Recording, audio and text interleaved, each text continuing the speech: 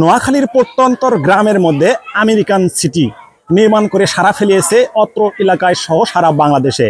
এই যে আমার ভিডিওতে যেই বাড়ির দৃশ্য দেখতেছেন, এটা হচ্ছে হানিফ আমেরিকান সিটি।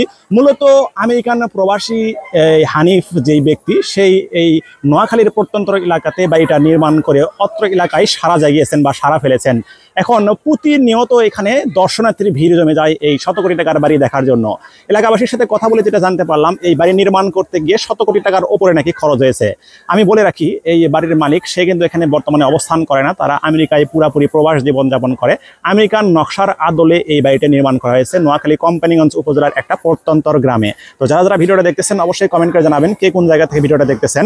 এখন একটু ঘুরে ঘুরে এই বাড়ির সিনেমাটিক কিছু ফুটেজ আপনাদেরকে দেখানোর চেষ্টা করব। তো চলুন একসাথে এই শত কোটি টাকার বাড়ি ঘুরে ঘুরে দেখা যাক। পুরা বাড়ির দৃশ্য আমি একবারে একই ফ্রেমে দেখানোর চেষ্টা করতেছি। এটা হচ্ছে একদম পুরা বাড়ির একটা মানে লুক। ভিতরের দৃশ্য আমি সরাসরি আপনাদেরকে দেখাতে পারতেছি না, কেননা এখানে ভিতরে সবাইকে এন্ট্রি করতে দেয় না। যারা একদম পরিচিত আছে বা যারা দায়িত্বে এখানে আছে, তাদের যারা পরিচিত আছে তারাই শুধুমাত্র এই ভিতরের দৃশ্যগুলো দেখতে পারে।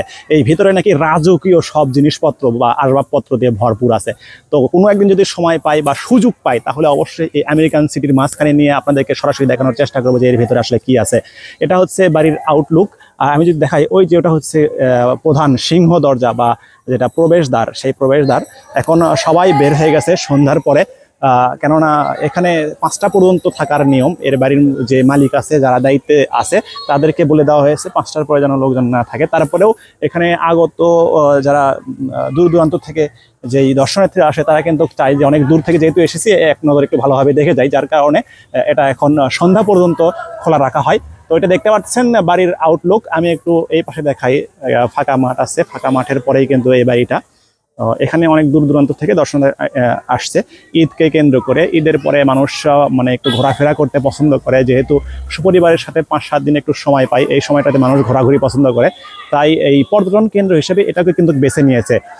অনেক দূর দূরান্ত থেকে ঈদ ছাড়াও অনেক মানুষজন এখানে দেখতে আসে। আপনারা কে কোন জায়গা থেকে ভিডিওটা দেখবেন অবশ্যই কমেন্ট করে জানাবেন। ভালো লাগে ভিডিওটা শেয়ার করে দেবেন।